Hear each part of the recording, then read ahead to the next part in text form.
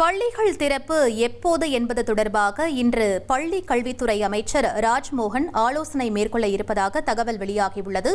கூடுதல் விவரங்களை எமது செய்தியாளர் மணிகண்டன் வழங்கிட கேட்கலாம். மணிகண்டன், இந்த ஆலோசனையில யாரெல்லாம் பங்கேற்க இருக்காங்க? முழு விவரங்களை பதிவு பண்ணுங்க.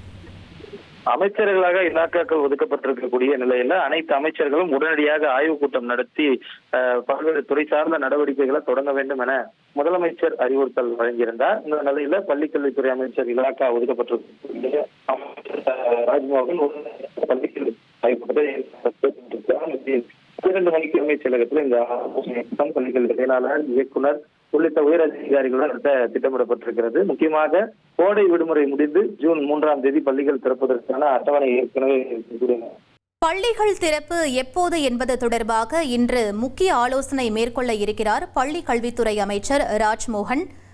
கோடைக்கால விடுமுறை முடிந்து பள்ளிகள் திறப்பு குறித்து இன்று முக்கிய ஆலோசனை மேற்கொள்ள இருப்பதாக தகவல் வெளியாகியுள்ளது. சரியாக பகல் 12 மணிக்கு அமைச்சர் ராஜ்மோகன் ஆலோசனை மேற்கொள்ள இருக்கிறார். முக்கிய செய்தியாக பார்த்தோம்.